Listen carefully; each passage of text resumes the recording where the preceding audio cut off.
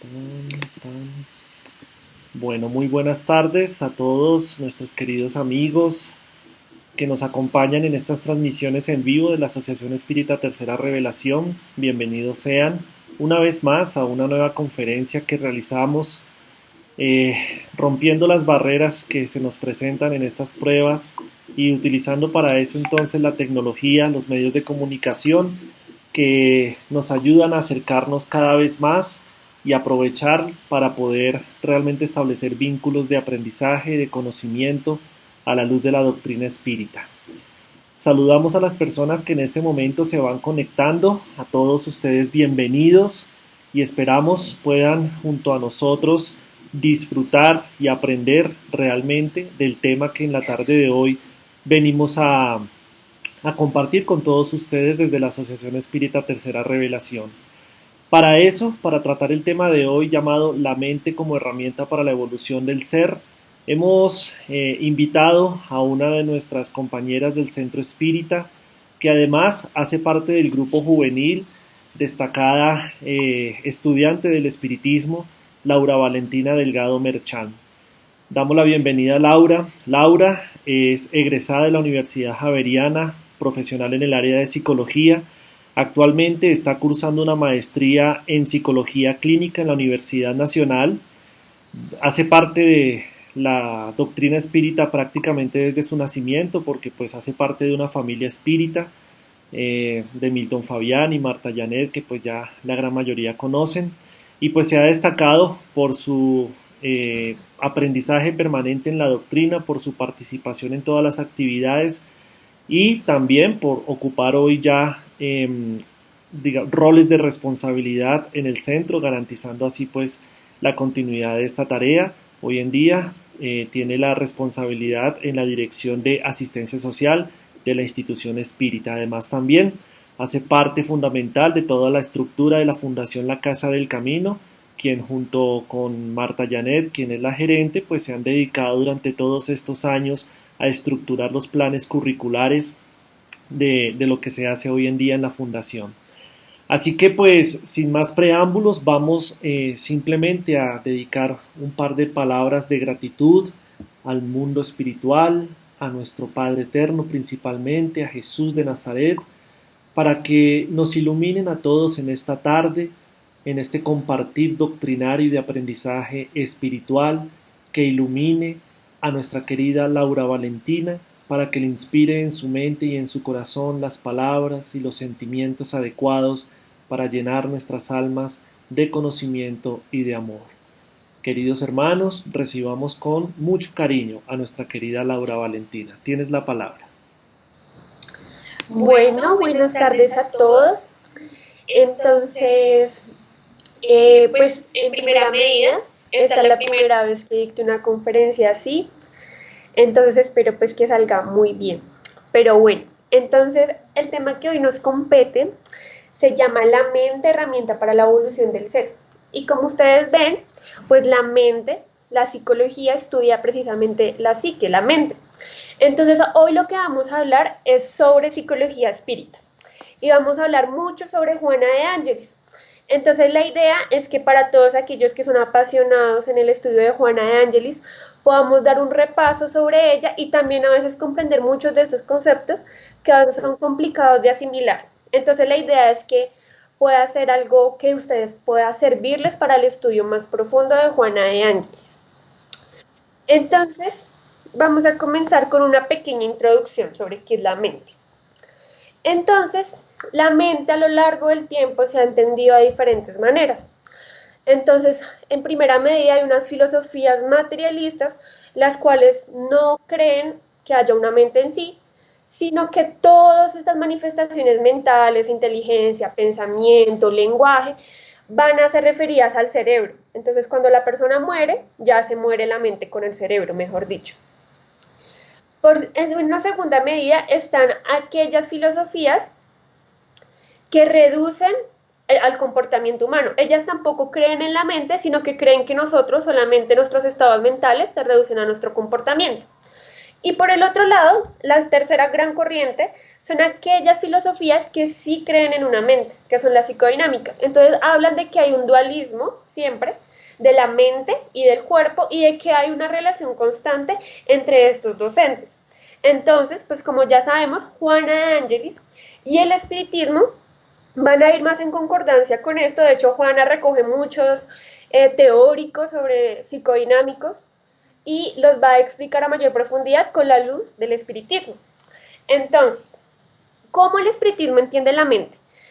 No hay una distinción clara en ningún libro sobre qué es la mente y qué es el espíritu, por lo que vamos a entender de que la mente o sea, el espíritu va a contener la mente. La mente va a ser una constitución fundamental del espíritu, ya que ¿cuál es la causa de las manifestaciones inteligentes que nosotros tenemos? Pues la causa de estas manifestaciones inteligentes radica en nuestro propio espíritu. Para aquellos que tal vez nos ven por primera vez, nosotros espíritus los entendemos como los seres inteligentes de la creación que sobreviven a la muerte, conservan su individualidad y tienen esta individualidad antes, durante y después de cada encarnación. Y nosotros reencarnamos cada vez como fuese necesario para nuestro propio perfeccionamiento.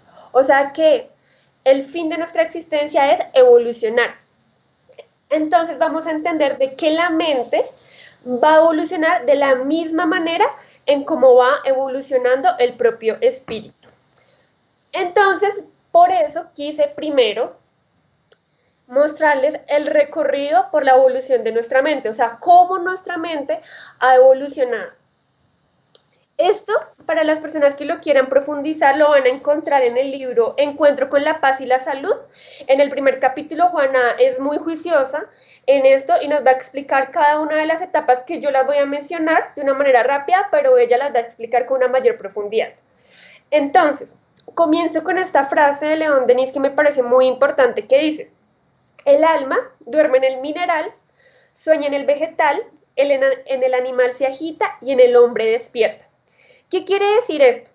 Que ese principio inteligente que somos como espíritus comienza a desarrollarse en estos estados, pero es en el hombre cuando se despierta, en el hombre cuando ya se hace una individualidad. Entonces, esto, el libro de los espíritus lo llama como el estado de naturaleza, y él lo define como la infancia de la humanidad y el punto de partida de su desarrollo intelectual y moral. ¿Qué quiere decir esto? Que nuestra mente comienza a desarrollarse cuando ya somos espíritus individualizados. Entonces, cuando ya estamos en este ciclo humano, ya va a haber un desarrollo tanto intelectual como moral. Bueno, entonces Juana de Ángelis nos habla que en primera medida, en esta primera fase, digamos, cuando ya nos convertimos humanos, hay un pensamiento primitivo. Y ella dice así: todo él se presenta como un conjunto de automatismos que se expresaban a través de los instintos primarios: la reproducción, la alimentación y el reposo. La suya era una experiencia instintiva, continua, sin contacto de la realidad que lo rodeaba. ¿Qué quiere decir esto? Que ella aquí nos habla que nuestro pensamiento primitivo eran los instintos, o sea, eran. Andresito, qué pena, creo que tienes el micrófono prendido. Ya. Bueno, entonces siguiendo. Entonces, en este pensamiento primitivo son los instintos los que van a guiar nuestras actuaciones. Y recordemos que en la Génesis los instintos hablan, y es muy precisa la definición que ponen, que es la fuerza oculta que impulsa a los seres orgánicos a los actos espontáneos e involuntarios, con vistas a su conservación. En los actos instintivos no existe reflexión, ni combinación, ni premeditación. ¿Qué significa esto y qué es muy importante? Es que nosotros en esta primera fase de humanidad no teníamos una conciencia de nuestra propia existencia, sino que actuábamos de manera automática y sin ninguna reflexión, sin premeditación, o sea, no nos poníamos a pensar de qué hacer, sino que simplemente lo actuábamos por nuestro propio instinto que iba a conservar nuestra supervivencia. Ya el segundo estado es el pensamiento premágico. Entonces, aquí nos habla que, claro, todavía está este instinto de supervivencia, pero el hombre comienza a despertar unas sensaciones. Y esas sensaciones van a ser dadas por el placer que le va a dar la comida, las relaciones sexuales, el placer que le va a dar el dormir, el descansar. Entonces, esas experiencias que le van a despertar tal vez adrenalina, esas experiencias que van a ser dadas por el placer, el hombre su comportamiento lo va a ir fijando por el placer. Y de la misma manera, entonces, después de estas sensaciones, ella habla, las sensaciones lentamente abrieron en él un espacio mental para las emociones elementales, iniciales, acompañando el pensamiento en formación todavía arcaico hasta un amplio desarrollo. Entonces, estas primeras sensaciones del placer y también del dolor, que es súper importante, van a comenzar a abrir ese espacio poco a poco hacia las emociones. Y la emoción que primeramente se va a formar aquí es el miedo. Entonces, el miedo derivado del fenómeno de la pérdida de la supervivencia. Entonces, la primera emoción que se instala en nuestra mente es el miedo. Por eso es que el miedo es una emoción tan fuerte. Porque es muy arcaica en nosotros y el miedo es la que nos ayuda un poco en este instinto de supervivencia, pero también es la primera emoción que se gesta cuando el hombre se hace daño. Entonces, ya el hombre en este periodo premágico comienza una organización de clanes y ahí comienza a haber un desarrollo del lenguaje. En un tercer momento es el pensamiento mágico. Entonces, el hombre en esta fase del desarrollo ya es un hombre explorador, es un hombre que comienza a tener una mayor conciencia sobre sí mismo y se da cuenta de que todos los actos que hace él van a tener un efecto a su alrededor, por lo tanto, comienza a tener un dominio por el medio que lo circundaba, comenzó a saber de qué manera sembrar, en qué fases, cómo cazar, cómo crear los clanes, comenzó a transmitir esta información de generación en generación, ya tiene una mayor inteligencia, tiene sus primeros intercambios comerciales entre clanes. Entonces ya el hombre comienza a tener una mayor inteligencia, se va a comenzar a preguntar sobre ya más sus emociones, sobre que sus acciones van a repercutir sobre las otras personas. Sin embargo, aquí es importante recalcar que en esta fase de nuestro pensamiento, el hombre, al saber de que tiene un dominio sobre el medio que lo circundaba, hay una emoción y sus comportamientos se van a ser expresados por la violencia. Entonces va a utilizar la violencia para alcanzar cualquier fin. Entonces, digamos que en este pensamiento mágico va a predominar esa violencia que tiene el ser.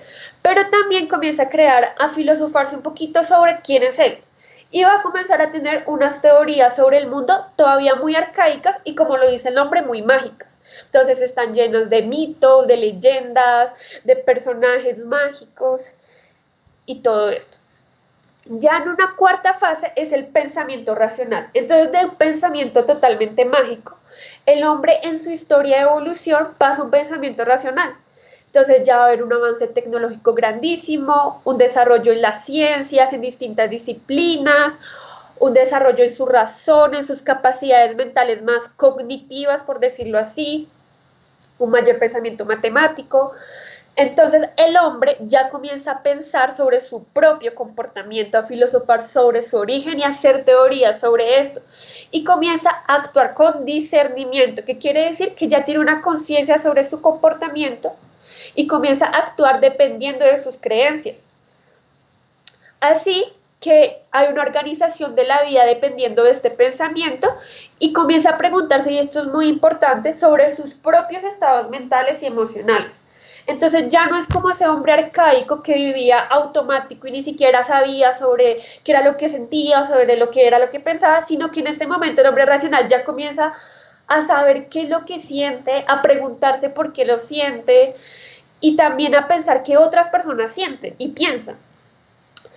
Y finalmente, Juana habla de un pensamiento cósmico. Ella habla que son muy pocos los seres que en la Tierra, encarnados o que pasaron por la Tierra, han alcanzado este estado de pensamiento. ya que es una adquisición de una conciencia de sí mismo plena. O sea, el hombre en este pensamiento cósmico se conoce de manera total a sí mismo, se conoce totalmente a las leyes de Dios y ya adquiere un conocimiento universal grandísimo. Claro está que esto es producto de toda la evolución y el producto de todo el bagaje de conocimientos que ha adquirido durante todo esto.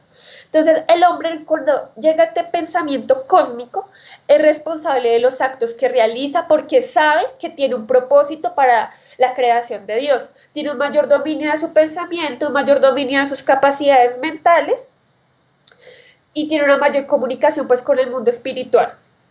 Y Juana de Angelis está claro que esto lo va a llamar en sus libros estado luminoso. Entonces, cuando ustedes estén leyendo, no sé, cualquier libro de Juana de Angelis y hable sobre el estado luminoso, es esto, es cuando la persona ya ha alcanzado este pensamiento cósmico.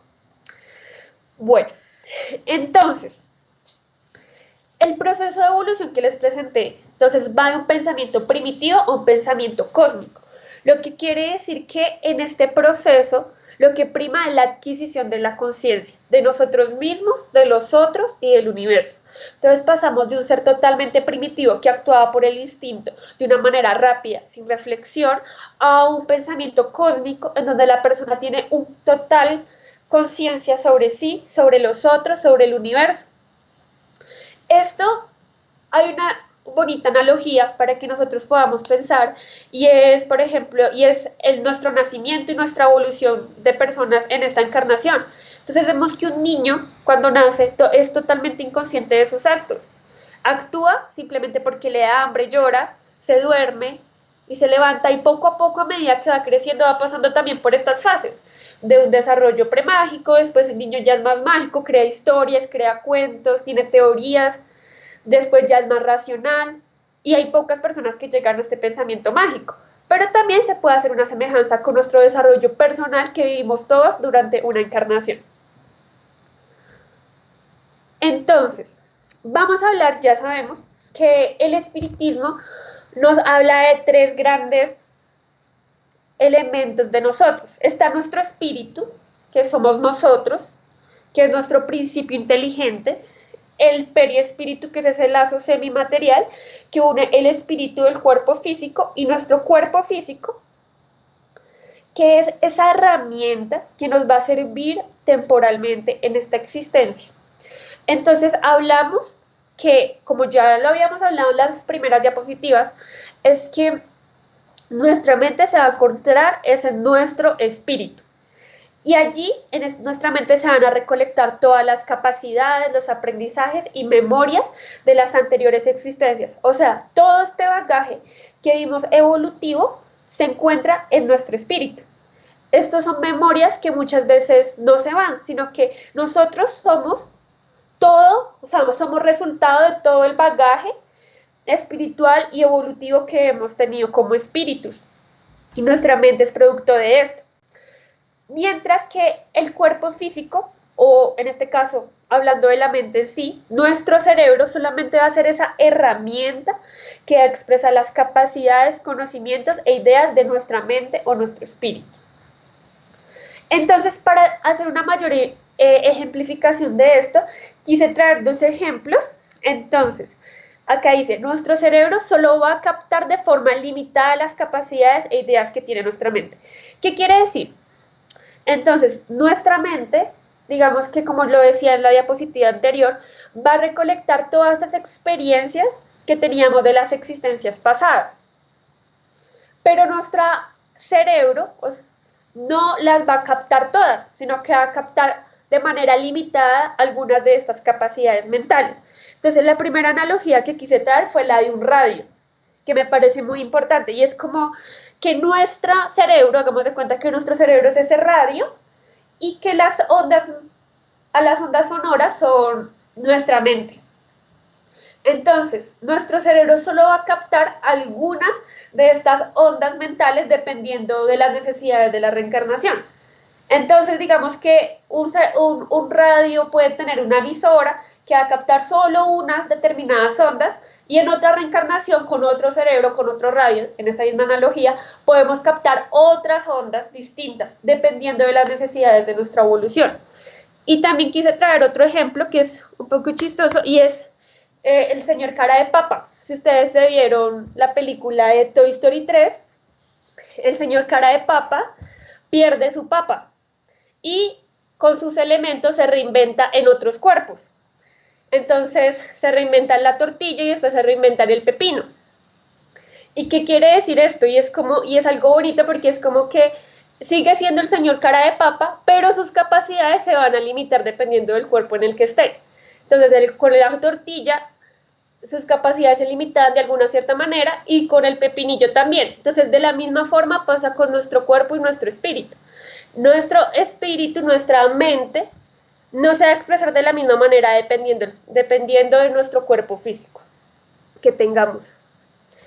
¿Y por qué pasa esto? Entonces hablamos en nuestra actual reencarnación, esto lo hablaba Manuel Filomeno de Miranda en el libro que se llama Temas sobre la vida y la muerte. Él dice, el periespíritu del reencarnante sintoniza con la vibración del espermatozoide, que posee la misma carga vibratoria, incide sobre él y comienza a plasmar en el óvulo fecundado el cuerpo compatible con sus necesidades evolutivas, como consecuencia del registro de las acciones pretéritas.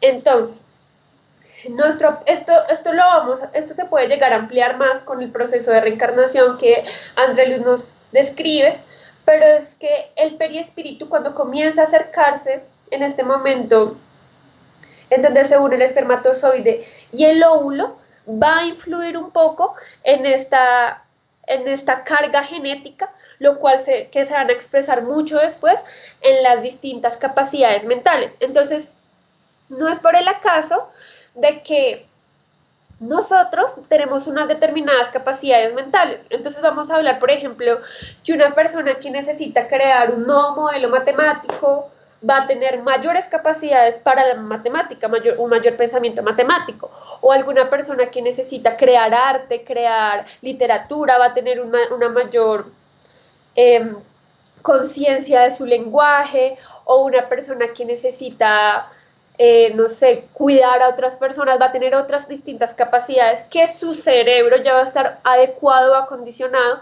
para gestar estas capacidades de nosotros. Sin embargo, esto no es una fatalidad y si hablamos de que a pesar de que nuestra mente va a influenciar en las experiencias actuales o en las capacidades mentales que nosotros expresamos en nuestra actual reencarnación, también las experiencias que nosotros tenemos van a influenciar nuestra mente, porque si no, no habría ninguna evolución. Entonces hablamos que la reencarnación es ese mecanismo vital de la evolución y la mente será nuestra mejor herramienta. Entonces, a medida que nosotros vamos a tener un mejor control sobre nuestra mente, de esa manera vamos a controlar mejor las experiencias que nosotros tengamos y de esta manera retroalimentar nuestra mente. Es un proceso que se va a ir retroalimentando a lo largo de nuestras existencias y es el propósito para el que reencarnemos. Si no reencarnáramos, no podríamos adquirir nuevas habilidades, no podríamos adquirir nuevos conocimientos y nos quedaríamos estancados. Bueno, entonces, ya pasando a otra parte de la conferencia, quería hablar sobre la estructura de la mente porque me parece muy importante, porque viendo casi nunca nosotros nos acercamos a la manera en cómo Juana de Ángelis entiende la mente. Cuando leemos un libro de Juana de Ángelis está lleno de palabras que a veces no entendemos mucho, entonces que el self, que el ego, que la sombra, que los arquetipos. Entonces yo quería acá hacer un pequeño repaso para que podamos entender mejor cuáles son esas estructuras de nuestra mente, para entender mejor cuál es esta herramienta tan preciosa que nosotros tenemos y de qué manera la podemos utilizar para nuestra evolución. Bueno, entonces, para esto utilicé estos dos libros, que son libros que me parecen muy buenos, son de los primeritos que ella escribió, bueno, que Divaldo Franco escribió que ella escribió a través de Divaldo Franco, que es Triunfo Personal y el otro que es Vida, Desafíos y Soluciones. Para aquellos que están comenzando a conocer A Juana de Angelis y la psicología espírita les recomiendo mucho este libro de Vida, Desafíos y Soluciones. ¿Por qué? Porque es un libro que tiene apartes muy corticos, es un lenguaje mucho más simple y es un lenguaje más entendible, y poco a poco es un buen libro para tener una introducción sobre el estudio de la psicología espírita que ella nos propone. Bueno, entonces empezamos con algo que me encanta a mí y es que Juana de Angelis habla de que nuestra mente está constituida de dos grandes bolsitas. Esas dos grandes bolsitas de nuestra mente es el consciente y el inconsciente. Y ella en varios de sus libros hace una analogía que lo retoma de pensadores psicodinámicos, y es la del iceberg. Si ustedes no saben qué es un iceberg, ahí está en la imagen. El iceberg es un témpano de hielo gigante, gigante, gigante, gigante que está en los océanos.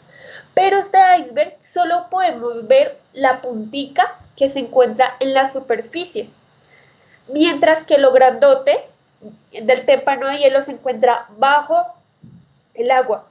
Entonces, esto es para entender de que esa puntica chiquita del iceberg es como si fuera nuestra parte consciente, mientras que la parte grandota, grandota de hielo es nuestro inconsciente. Entonces, nuestro consciente van a estar los recuerdos actuales que nosotros tenemos, nuestras capacidades cognitivas, los sentimientos y emociones, lo que hacemos en el aquí y en el ahora, nuestra personalidad, nuestra identidad. Entonces, ¿qué quiere decir? Que todas las cosas conscientes son todas las cosas que nosotros fácilmente podemos acceder a nuestra memoria. Entonces son todos estos recuerdos que nosotros, sí, hace 5 años, o algunas memorias que tenemos de cuando éramos pequeños, o por ejemplo, lo que me pasó hoy, también lo que estoy sintiendo, o lo que estoy viviendo hoy en día, qué es lo que está pasando ahora, y cómo nosotros nos identificamos en esta actual reencarnación. ¿Cuál es nuestra personalidad en nuestra actual reencarnación? Que no va a representar toda la totalidad de nuestra identidad y personalidad de nuestro espíritu, porque nuestra personalidad e identidad de nuestra actual reencarnación solo se desarrolla a medida de todo este desarrollo de esta actual reencarnación, mientras que hay muchas otras capacidades y cosas de nosotros que están en nuestra mente espiritual. Y mientras que en el inconsciente va a estar todas estas memorias de nuestras existencias pasadas. Lo que hablábamos ahorita de todo este recorrido de evolución se va a encontrar en este inconsciente. Todas esas memorias de la infancia que nosotros tenemos que son inaccesibles cuando éramos bebitos, o digamos hay personas que no se acuerdan de su infancia muy bien, pero estos recuerdos sí van a estar dentro de la inconsciente. Los traumas, que son vivencias emocionalmente muy difíciles para la persona, que son tan dolorosas que no pueden ponerse en la conciencia, sino que el ser las pone en el inconsciente. También están los sueños. Esto es muy importante porque nosotros nos llega en el consciente sueños, pero corticos, como que, me acuerdo de este sueño, pero dicen algo muy chiquito, pero el sueño real que pasó se encuentra en nuestro inconsciente. Nuestros arquetipos, que es lo que hablábamos ahorita, que son los arquetipos, son los productos de todo este bagaje de nuestra evolución, todos los conflictos que no se han resolvido, pero también hay una parte muy bonita que son las capacidades no exploradas y el self, que se encuentran en ese inconsciente, pero que todavía no han florecido en nosotros por la evolución. De hecho, acá no lo coloqué, pero en el inconsciente también se da mucho de las personas que son mediums, de las sesiones mediúmnicas. Entonces los contenidos de estas sesiones mediúmnicas se guardan en ese inconsciente.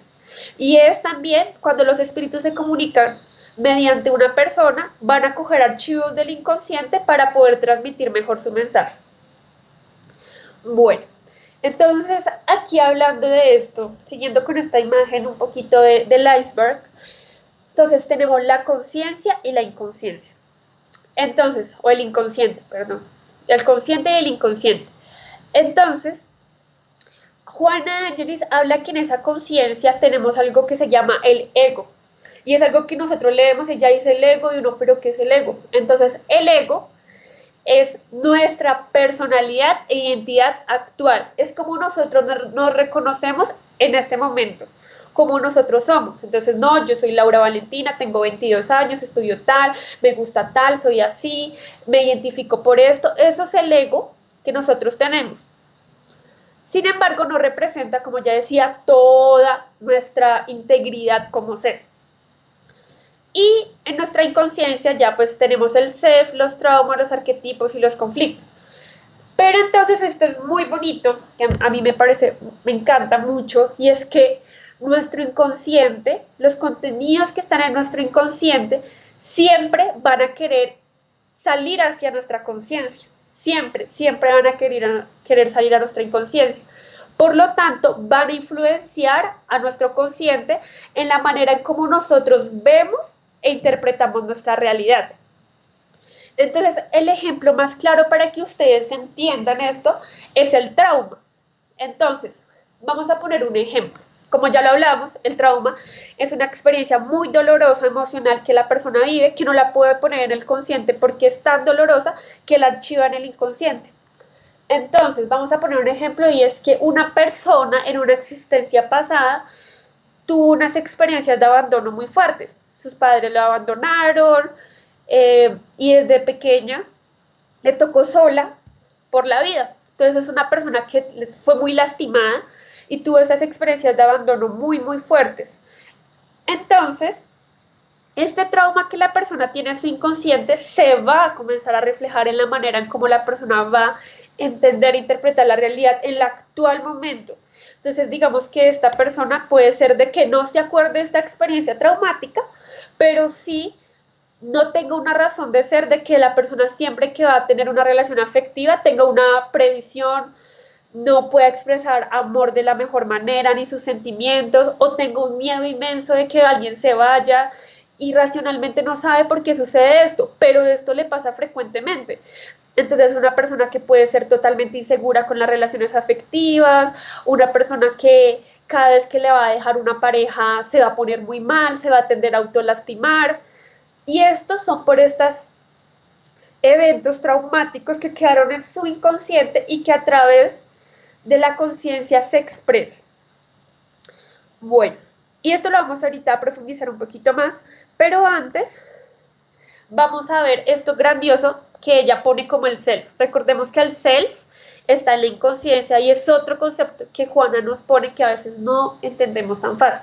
Pero el self es el germen de la evolución que todos tenemos. Y esto es hermosísimo porque el self es esa instancia en nuestra mente que Dios nos dio para la evolución. Entonces es muy bonito porque son las leyes de Dios escritas en nuestro espíritu. Entonces Dios a todos nosotros nos dio esta capacidad, esta estructura en nuestra mente, nuestra inconsciencia, que es el self, para que nosotros evolucionemos. Entonces yo ponía ahí en el quinto punto que es nuestra brújula en el camino de la evolución. Ha sido como esa parte de nuestra alma que ha guiado a que nosotros podamos transcurrir hacia nuestra evolución. Entonces ahí decía que hablábamos de que el espíritu es el ser inteligente de la creación, y claro que es inteligente porque en sí mismo tiene esta capacidad de evolucionar. Es inteligente porque tiene esta capacidad de evolucionar, y esa capacidad está dada por el self. Entonces el self es esa demostración del total amor que Dios nos tiene, porque no ha abandonado a ningún espíritu, sino que a todos nos ha puesto esta semillita del self para que impulse nuestra evolución, y porque todos nosotros sabemos en nuestro interior, en nuestro inconsciente, cuáles son esas leyes de Dios, que poco a poco, a medida de nuestra evolución, vamos a encontrar cuál va a ser ese propósito de nuestra existencia, vamos a encontrar y conocer, como hablábamos en ese pensamiento cósmico, conocer cuáles son esas leyes de Dios y hacerlas conscientes, que están ahí en nuestra inconsciencia, que lo tenemos un conocimiento por allá guardado, que se expresa muchas veces a través de nuestras dudas morales, o muchas veces a través de nuestros espíritus guías que nos ayudan a reforzar ese conocimiento de nuestro self. Pero a medida que el ser va evolucionando, comprende y hace consciente ese contenido grandioso que tiene el self. Y esta frase me pareció muy bonita, que dice: así todo sirve, todo se eslabona en la naturaleza, desde el átomo primitivo hasta el arcángel, pues él mismo comenzó en un átomo. Admirable ley de armonía. Y es esto. Entonces, el self es ese contenido que nos hace ser desde los átomos hasta un arcángel y que es ese recorrido de la evolución y es ese germen que nos impulsa a ser mejores y a evolucionar constantemente. Entonces, como hablábamos, siempre va a haber en nuestra mente un conflicto importante, que es ese conflicto entre nuestro consciente y nuestro inconsciente. Entonces, el inconsciente siempre va a manifestar en nuestro consciente hasta que lo elaboremos. ¿Qué quiere decir esto? Como el trauma es el ejemplo más clásico, pero también conflictos que tengamos, nuestros arquetipos de la evolución. Y es importante porque uno cree que muchas veces, a pesar de que ya pasó por estos recorridos de evolución, no tenemos esto y todavía sí tenemos. Entonces todavía actuamos bajo el instinto, todavía actuamos bajo la agresión, bajo el placer, bajo estructuras todavía, creencias mágicas que nos imaginamos y que estas cosas todavía están en nuestro inconsciente y permean nuestra conciencia. Y es importante es porque se va a manifestar en patrones cíclicos. Y quiero que en este momento todos nos pongamos a pensar un poco cuál es eso que repetitivamente nos pasa. Entonces hay personas que dicen, y esto se ve mucho en psicoterapia, pero a todos nos pasa, entonces, no, es que yo siempre tengo un problema con la autoridad, o yo siempre tengo un problema con mis jefes, o yo siempre tengo un problema para relacionarme con los otros, o yo soy muy insegura de mí mismo, o yo me siento frustrada por todo lo que hago. Entonces, vamos a ver que siempre los problemas que estamos teniendo en nuestra actual existencia corresponden a un patrón cíclico, pero son estos contenidos inconscientes que permean en la conciencia y que se van a manifestar siempre hasta que nosotros no lo hagamos consciente, hasta que nosotros no lo elaboremos. Entonces, esta frase que dice Juana de Angelis habla, sus arquetipos todavía siguen siendo agresivos y defensivos. Su conducta depende más del ego que del self, porque porque requiere un continuo esfuerzo para dominar sus malas inclinaciones. ¿Qué quiere decir aquí? Y es que nuestro comportamiento muchas veces es más influenciado por esos contenidos inconscientes de conflictos, de traumas, de estos arquetipos de la evolución que permean en nuestra conciencia y que actuamos, nuestra personalidad se permea muchísimo y actúa bajo estos conflictos existenciales. Y esto hace que todavía nuestro self lo dejemos por allá a un lado. Entonces, acá nos habla que requiere un continuo esfuerzo para dominar estas malas inclinaciones o para elaborar estos contenidos inconscientes para que podamos tener una mayor precisión sobre nuestro self. Entonces, este proceso, Juana de Angelis lo va a llamar como el proceso de individuación del ser. Entonces, ustedes van a ver, y ella siempre, de hecho, yo haciendo la conferencia veía, y en casi todos los libros, ella pone un capítulo que es como proceso de individuación, proceso de integración del ser, y es esto.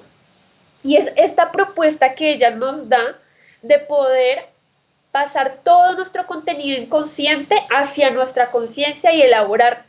Entonces, ella dice, este es el triunfo personal, la individuación como todo un proceso intrapsíquico,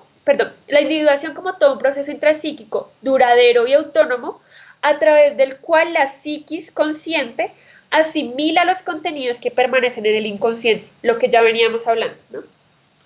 En la inmensa área del inconsciente personal y colectivo. Este proceso puede darse naturalmente por medio de una cuidadosa psicoterapia. Entonces, aquí Juana nos hace un señalamiento y es que la psicoterapia es un medio para volver estos contenidos inconscientes conscientes y también es una invitación que me parece muy pertinente y bonita porque es que casi todas las personas van a psicoterapia cuando ya están en la inmunda emocionalmente, por decirlo así. Pero digamos que es esta invitación que ella también nos hace y es que de todos podríamos ir en un momento dado a psicoterapia, ¿no? Porque va a ser también ese proceso en el cual podemos asimilar esos contenidos que tenemos en nuestro inconsciente, en nuestra conciencia. Sin embargo, este proceso va a hacerse de manera natural a lo largo de nuestras existencias y de nuestra evolución. Claro está, la psicoterapia también es una herramienta muy importante para conocer nuestra mente.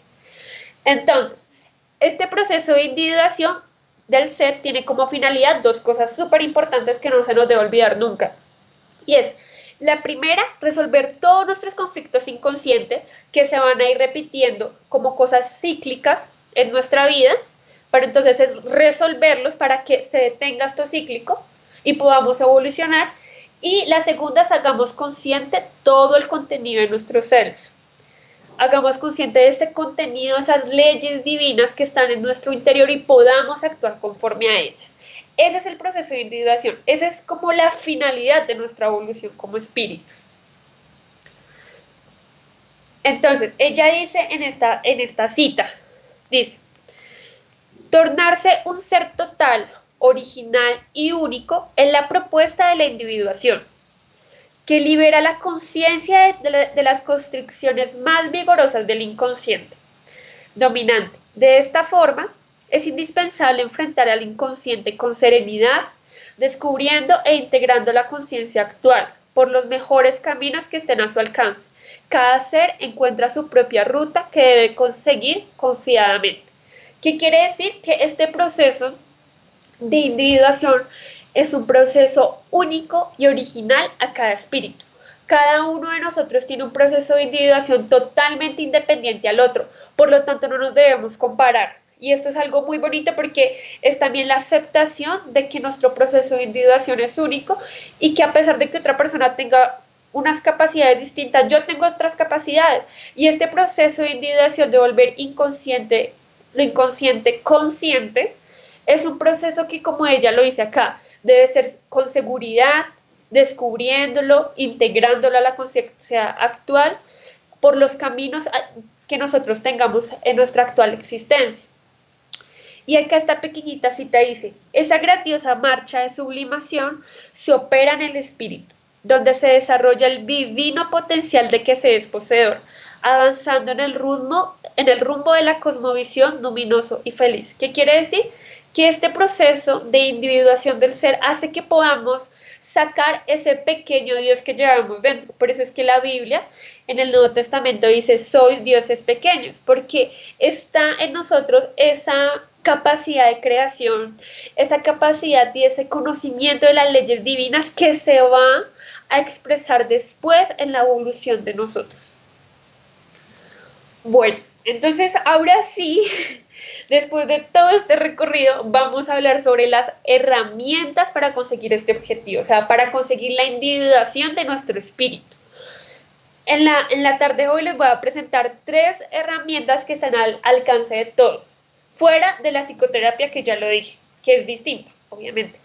Pero estas herramientas que les voy a presentar en este momento son esas herramientas que nosotros podemos tener a disposición. Entonces vamos a empezar con una cita que ella dice, la mente es un corcel rebelde que necesita ser domada por el ejercicio de dirección de los valores que eleven y dignifiquen al ser. La polivalencia de preocupaciones, de reclamos, de necesidades la deja siempre agitada o agobiada. ¿Qué quiere decir esto? Y es que nosotros en nuestro día a día pensamos millones de cosas al tiempo, como que vivimos en modo automático. O sea, en piloto automático.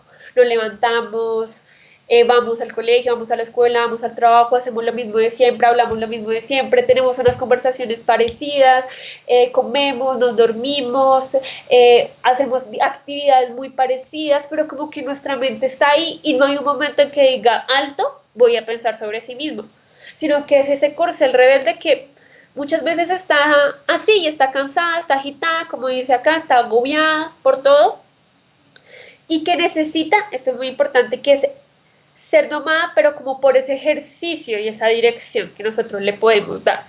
Entonces, hablamos que la mente van a haber 3 cosas muy importantes que son los pensamientos, las emociones y las acciones, que son estas 3 partes de nuestra mente que se van a interconectar en todo. Entonces, vamos a poner un ejemplo súper clásico y es cuando estamos enamorados.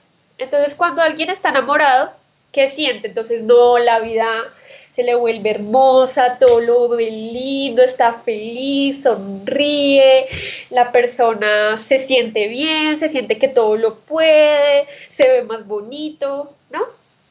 Ve a la otra persona también súper bonita y comienza a pensar todo eso, ¿no? Entonces piensa todo el día en esa persona, comienza a tener globitos, como a pensar en muchas cosas y asimismo va a tener acciones correspondientes a esto. Entonces la persona va a llamar, va a escribir una carta, va a pensar todo el día en él, va a defender a esa persona, ¿sí? Sin embargo, digamos que la persona le rompieron el corazón de un momento a otro. Entonces, esa emoción de total felicidad va a pasar a la tristeza y va a comenzar a pensar de una manera distinta y de esa manera va a ser una acción distinta.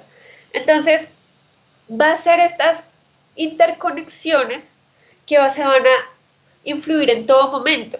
Entonces va a influir en la manera en cómo vemos e interpretamos nuestra realidad. Entonces, como les decía, cuando la persona está enamorada y feliz, ve todo el mundo hermoso. Pero cuando le rompen el corazón y está súper triste, lo ve de una manera terrible. Entonces, esto se va a representar lo que ya veníamos hablando en patrones cíclicos. O sea, muchas veces nosotros no salimos de actuar, de pensar y de sentir de la misma manera. Entonces, nosotros actuamos, pensamos y sentimos de la misma manera, de una forma constante, cíclica, cíclica, cíclica, cíclica, y nos quedamos estancados en esa evolución. A menos de que suceda algo muy grave como es el sufrimiento que nos va a sacar de ese patrón cíclico. Bueno, entonces vamos a profundizar aún más en lo que son las emociones, que es muy importante. Juana de Angelis habla. Esto es en... Ay, se me olvidó el libro. Este creo que es en Triunfo Personal. Ella dice, las emociones funcionan automáticamente, sin una conciencia directa de lo que ocurre, mientras que los sentimientos son percepciones conscientes de lo que ocurre. ¿Qué quiere decir esto? Que nosotros actuamos de una manera automática nuestra emoción. Es algo que no podemos controlar. Es algo que simplemente sale de nuestro ser, porque ya es algo constituido. De hecho, como veíamos antes, la emoción nace de ese instinto. Entonces es algo automático, algo que no podemos controlar. Es inevitable sentirla.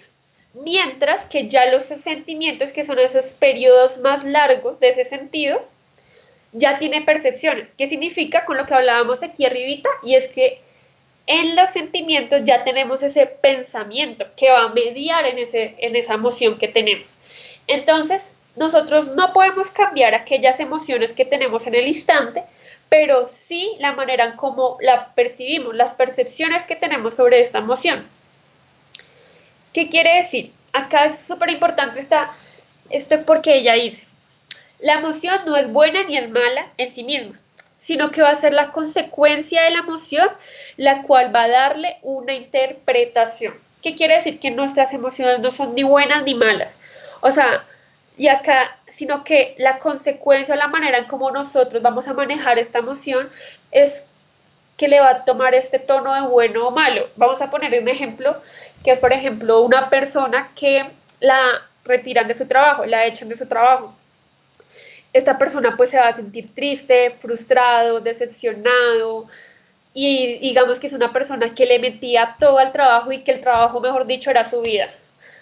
Entonces puede causar en esta persona una depresión profunda, una persona que ya no le ve sentido a vivir, una persona que su autoestima va a estar muy afectada, que se va a sentir traicionada y se puede hundir en una depresión. O por el contrario, puede haber una persona que, claro, sí, me dio muy duro este momento de tristeza, pero va a comenzar a pensarse, bueno, ¿y a mí por qué me echaron? Bueno, ¿cómo podría mejorar? ¿De qué manera puedo buscar otro trabajo? Si me entienden, entonces la emoción en sí misma no es buena o es mala porque no la podemos controlar, sino la consecuencia de esta. Y Manuel Filomeno de Miranda, en este libro de temas sobre la vida y la muerte, me gustó mucho este capítulo que él dice, nadie puede bloquear las emociones o vivir sin ellas. Intentando ignorarlas o pretender oprimirlas es un emprendimiento inocuo y negativo, cuando no perjudicial. Toda emoción o deseo reprimido vuelve a surgir con mayor vigor en momentos imprevistos. ¿Qué quiere decir esto? Y es que muchas veces nosotros decimos como yo no quiero sentir rabia, yo no quiero sentir tristeza, y se obliga a la persona como a reprimir esta emoción, Pero esto es peor porque esto es como una bomba de tiempo. Entonces, esto es el clásico ejemplo de esto, son estas personas que de la nada explotan, como que la persona le pasó algo muy pequeño y explotan de una manera terrible y gritan, lloran, pegan, se cortan, se hacen daño, se quieren encerrar y son todas estas emociones que se han acumulado tanto en su ser que explotan. O también otra forma, cuando nosotros no le damos un sentido adecuado a esta emoción, puede que esto comience a somatizar. Entonces, enfermedades, cáncer, enfermedades mentales también, dolores que la persona no sabe por qué salieron de un momento a otro, pero carga como ese sentido, ese sentir también como fisiológico del soma. Entonces, acá me parece súper importante esta cita que él dice. El pensamiento es el agente que las puede conducir a la emoción con la eficacia deseada, orientándola con equilibrio para que el rendimiento sea positivo y capitalicen valores que merecen ser almacenados en el proceso esclarecedor para realizar las tareas nobles. Y aquí Manuel Filomeno de Miranda nos pone la clave. Y la clave es el pensamiento. ¿De qué manera podemos controlar nuestras emociones? ¿O de qué manera podemos interpretar esas emociones para que ellas sean una herramienta para nuestra evolución? Y es a través del pensamiento. Entonces, esto es súper, súper importante y de hecho en psicología esto se llama mentalización, pero ya Juana y Manuel Filomeno lo proponen en sus libros. Y es que antes de realizar una acción bajo mi emoción, es importante pensar. Y es porque nosotros, como los veníamos hablando, vivimos en piloto automático. Entonces sentimos rabia y de una vez gritamos, de una vez queremos golpear algo, decimos una bestialidad, o sí, o nos sentimos tristes y de una vez queremos encerrarnos, llorar, responder, mientras que nos dice, espera, tranquilo, un momento, date un momento para pensar en eso, que es lo que estás sintiendo. Entonces, lo que nos dice aquí Manuel Filomeno de Miranda es que como que hagamos una pausa y le demos un pensamiento a esa emoción y no la dejemos actuar por ese pensamiento. Porque de hecho pasa mucho y es que las personas se arrepienten de haber hecho algo bajo la emoción. Acabé mi hogar porque le pegué a mi esposa o al revés. Eh, Acabé con mi vida porque hice esto. Entonces son esos actos que la gente hace bajo la emoción y sin premeditación, buscando muchas veces el instinto, el placer. Entonces, antes de realizar una acción bajo la emoción es importante pensar, ¿y cómo pensamos esa emoción? La primera cosa es cómo me estoy sintiendo. Y quiero que esto lo tengan muy, muy, muy, muy en cuenta, porque estas son las claves. ¿Qué estoy sintiendo en este momento? ¿Por qué me estoy sintiendo así? ¿Este sentimiento me suele pasar? ¿Qué siente la otra persona? ¿Por qué sucedió esto? ¿Qué puedo hacer con esta situación? Entonces, es importante porque, claro, muchas veces nosotros nos sentimos de esta forma y ni siquiera sabemos qué sentimos. Ni siquiera sabemos. De hecho, es súper común de que la gente dice, estoy súper brava, es que cómo me pudo hacer esto, no es posible. Y cuando uno comienza a hacer una indagación, la persona no tenía rabia, ni estaba mal geniada, lo que tenía era una tristeza interior terrible. Entonces, lo primero que debemos hacer es darle un nombre a esa emoción. ¿Cómo me siento en este momento? ¿Me siento agobiada? ¿Me siento cansada? ¿Me siento frustrada? ¿Me siento asqueada? ¿Me siento desesperada, estresada? Entonces, hay tantas lenguajes para tantas emociones que es importante hablar de cómo me estoy sintiendo en este momento. ¿Y por qué me estoy sintiendo así? Me estoy sintiendo así porque me fallaron, porque yo hice algo. ¿Por qué me estoy sintiendo así? Y lo más importante, que a mí me parece la pregunta más importante es, ¿esto me suele pasar continuamente? Y aquí es cuando comenzamos a pensar, pues sí, a mí siempre me pasa que yo tengo conflicto con estas ciertas personas.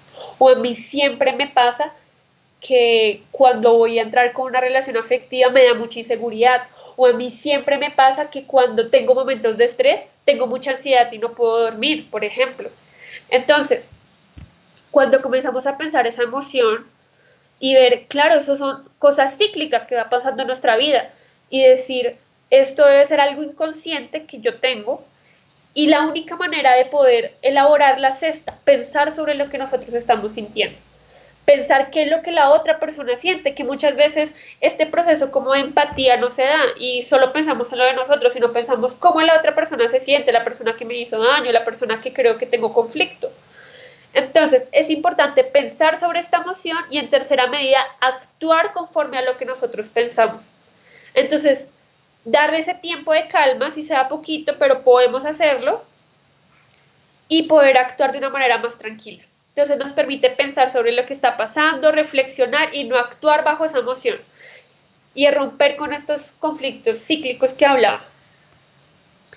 Esa es la primera herramienta. Ahora vamos a pasar a la segunda herramienta, que es la psicología de la gratitud. Sabemos que Juana de Angelis, el último libro, no sé, no estoy segura si es el último o el penúltimo, pero de los últimos libros que ella escribe, su serie psicológica, es Psicología de la Gratitud.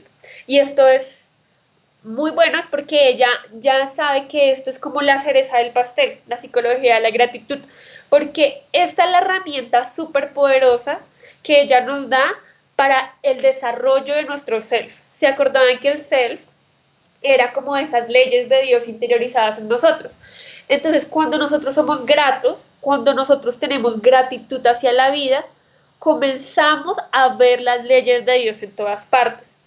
La manera en cómo percibimos las cosas cambia. Entonces, puede ser una persona que llegue y diga, no me gusta esto, esto está horrible, qué horror, qué comida tan fea, ¿por qué me tocó esta vida? ¿Por qué me tocó estos papás? Soy miserable, no sé qué. Pero puede ser, ya con esta psicología de la gratitud, comenzamos a ver estos elementos buenos que tiene nuestra vida, estos elementos que muchas veces hemos ignorado a través. Entonces es como detenernos, reflexionar y mirar el panorama de una forma distinta. Y esto es muy lindo, más en los momentos de crisis. Por ejemplo, en el momento de crisis que vivimos actualmente, detenernos y pensar, bueno, ¿y por qué estamos viviendo esto? Reconocer que todo lo que pasa también es producto de esa evolución perfecta que Dios nos ha dado, reconocer que esas leyes de Dios están en todas partes y es algo que nos abre un panorama grandísimo, grandísimo, grandísimo. O sea, ese reconocimiento y esa gratitud que debemos tener cambia totalmente el chip que nosotros tenemos sobre la vida y cambia ese chip también de la manera en cómo vamos a actuar, porque ya sabemos que si la vida es tan grandiosa, nosotros debemos también actuar conforme a esas leyes de Dios. Entonces, esto es muy resumido, pero los invito a que se lean este libro. Es un libro muy fácil de leer. De hecho, me lo estoy leyendo. Es un libro súper práctico y muy bueno. Sí. Bueno. Y la tercera herramienta que les traje hoy es la meditación. Entonces, ¿qué es la meditación? La meditación es el proceso en el cual a través de nosotros, mediante una relajación de nuestro cuerpo y de nuestra mente, hay un proceso de alteración de nuestra conciencia, lo que hace que nosotros podamos contactarnos mucho más fácil con nuestro inconsciente, con nuestras partes, estas partes inconscientes, y esto lo recomienda Juana de Angelis también en casi todos sus libros, y es muy poco practicado por nosotros los espíritas. Entonces, ella nos habla también que en este proceso, en esta como proceso alterado de conciencia, momento alterado de conciencia, hay un mayor contacto con nuestro self, con nuestros espíritus guías. Y esto es un viaje hacia nosotros mismos. Ella lo propone como eso y me parece hermoso. La meditación es ese viaje hacia nosotros mismos, hacia esas partes inexploradas. Es como un viaje que nos vamos a encontrar muchas sorpresas en ese viaje. Entonces, esto lo saqué de Vida, Desafíos y Soluciones en el capítulo de la meditación. Ahí, el que quiera conocer más sobre esto, ahí está súper práctico, está súper cortico, súper conciso y es una guía muy chévere para quien lo quiera ver. Entonces, dice que lo primero que debemos hacer es estar en un lugar tranquilo, adoptar una posición cómoda, cerrar los ojos, tranquilizarnos. Después es hacer un ejercicio de respiración, ¿no? Una respiración que sea tranquila, una respiración que sea constante y realizar un escaneo corporal, ¿no? Esto es como ¿qué es un escaneo corporal? Es como ir pensando sobre cómo que sentimos en cada parte de nuestro cuerpo Esto es para entrar en este proceso de alteración de conciencia, en donde nuestro cuerpo y nuestra mente puedan relajarse de tal forma que puedan entrar en otro estado. Y acá nos habla, y ella de hecho utiliza mucho este término que es imaginación creadora. Entonces vamos a hacer este uso de esa imaginación que tenemos, de nuestra mente, y acá podemos crear una visualización terapéutica. Entonces, ella nos habla que debemos imaginarnos un lugar en los que sintamos seguros, cálidos, acogidos, un lugar en donde nos sintamos bien con nosotros mismos. Y acá la persona puede hacer un autoencuentro, comenzar a preguntarse sobre sí misma, puede rememorar, allá habla en el capítulo que es muy bonito, que uno puede rememorar momentos felices. Eso, cuando uno se siente muy triste, muy agobiado, tal vez una meditación que nos pueda como rememorar esos momentos felices, tal vez nos pueda llenar de mucha fortaleza espiritual en un momento difícil de nuestra vida. También está preguntarnos sobre dudas que tenemos sobre nuestra, digamos, cuando tenemos un conflicto moral o cuando tenemos una situación que no sabemos qué hacer con nuestra vida, en la meditación es estado y preguntarnos, bueno, ¿cuál es la mejor opción? ¿De qué manera yo debería actuar en esta situación? Nos puede ayudar a encontrar muchas de esas preguntas y más como sabemos que este estado va a permitir que nuestros espíritus guías vengan y nos ayuden, nos aconsejen. Y vamos a explorar todos esos pensamientos, sentimientos sobre situaciones, incongruencias, enredos de nuestra mente. Y podemos, esto es otra parte de la meditación que no lo voy aquí a profundizar, pero es dirigir nuestro pensamiento para crear energías saludables y benéficas hacia nuestro cuerpo. Entonces las personas que son enfermas de algo pueden visualizar y dirigir su pensamiento hacia, hacia su cuerpo. De hecho hay una historia, que no la voy a contar ahorita, pero que sí, o sea, para el que quiera, es muy interesante y es como Nilson Pereira, creo que es el nombre, no sé si el apellido sí es ese, el primo de Ivaldo, se curó de una enfermedad a través de esas visualizaciones terapéuticas. Bueno, entonces, acá Juana dice, se puede visualizar también momentos desagradables, acontecimientos malos que dejaron residuos ácidos y resentimientos graves, disculpando al ofensor, emitiéndole el perdón, retirándolo de los archivos del inconsciente y liberándose para llenar el espacio de sucesos vitalizadores. ¿Qué quiere decir esto? Que la meditación también puede ser un proceso de reparación, un proceso de reconciliación con nosotros mismos, con aquellos traumas psicológicos, conflictos existenciales que nosotros tengamos.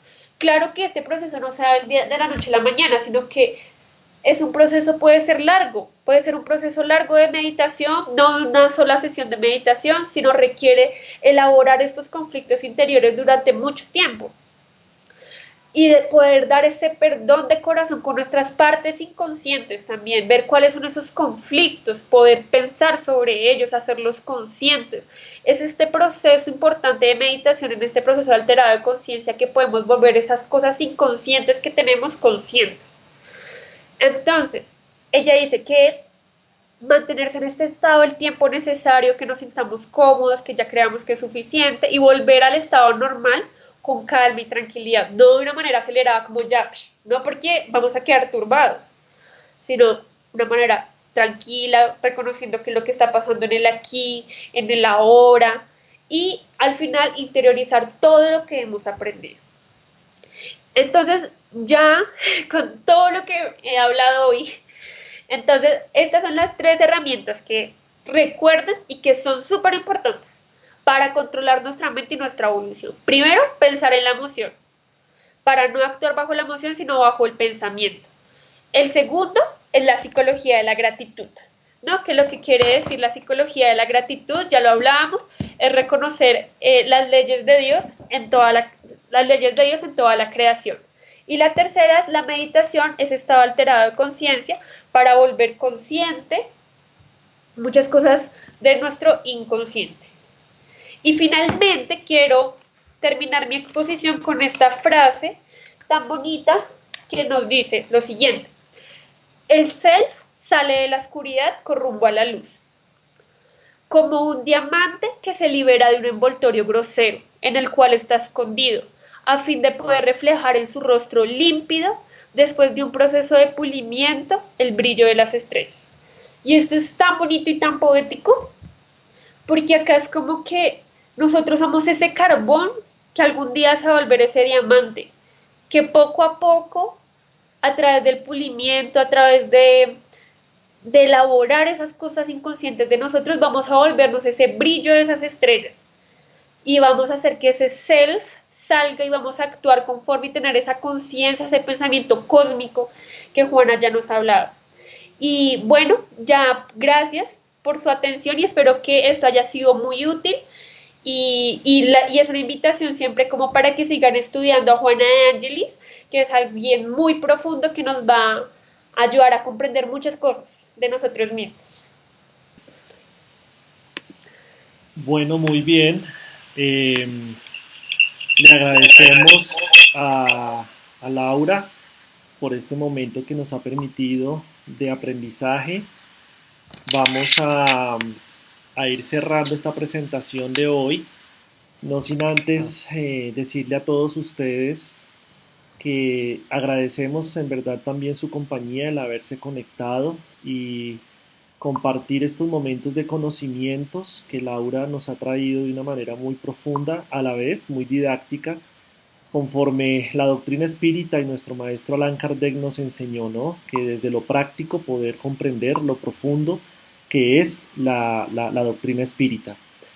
Hemos escuchado en la tarde de hoy esa posición o esa propuesta de la psicología espírita, ese nuevo término que se ha venido acuñando en los últimos años al respecto de lo que Juana de Angelis nos ha dejado a través de la psicografía de Divaldo Franco como una nueva percepción, una forma de ver la espiritualidad desde el abordaje psicológico y científico que ya desde hace años pues la ciencia nos ha venido aportando. Así que agradecemos a Laura por esa interesante conferencia. Sabemos que hay preguntas, que han dejado algunas preguntas y les vamos a proponer que una vez termine esta transmisión, Laura va a dedicar un par de minutos para responder en el chat posterior a esta transmisión para poder ir cerrando en este momento. Así que nuevamente, gracias Laura y vamos en este momento a dar gracias también a la espiritualidad superior porque nos ha permitido esta nueva oportunidad de aprendizaje. Así que quiero invitarlos a todos ustedes para que nos unamos un par de minutos, así como nos lo enseñó Laura, rememorando las enseñanzas de Juana de Angelis en este momento de gratitud, siendo que la gratitud es una manera de expresar la condición esencial de todo ser, que es el amor. Agradezcamos entonces a Dios, nuestro Padre Eterno, por estos momentos de aprendizaje. En medio de esta situación colectiva que a todos nos ha impuesto la reflexión, la aproximación con nosotros mismos, la posibilidad de la meditación, como lo hemos aprendido hoy, para que sea a través de ella que podamos conectarnos con ese ser interior que reposa en nosotros y al cual todavía a veces no le prestamos atención. Agradecemos al Maestro Jesús por su infinita bondad, por su compañía permanente en todos los emprendimientos a los que esta humanidad se somete. Y también agradezcamos a nuestra querida Juana de Angelis, nuestra mentora espiritual, que se ha dedicado durante tantos años a enseñarnos, a abrir aún más nuestras perspectivas y posibilidades de aprendizaje para que podamos de una vez por todas conquistarnos a nosotros mismos y entonces acercarnos cada vez más a la felicidad. Gracias a todos los buenos espíritus, a los guías del movimiento espírita a nivel mundial, porque somos nosotros, esos obreros de la última hora que han sido llamados por el Maestro Jesús. Por eso agradecemos, porque son ustedes los que nos guían los pasos y todas las iniciativas que desde las instituciones ponemos a disposición de todo aquel que quiera aprender la doctrina. Bendice, Señor, entonces a todos los que en esta tarde y noche estuvieron aquí y también a todos aquellos que hoy necesitan de tu presencia. Gracias, queridos hermanos, a todos ustedes, y los esperamos mañana para, a partir de las 10 de la mañana, reunirnos de nuevo en torno al estudio espírita, a las 10 de la mañana con el espacio Momentos de Armonía y a las 7 de la noche en el espacio que hemos llamado Evangelio en el Hogar. Dios los bendiga a todos y que tengan una linda noche. Gracias.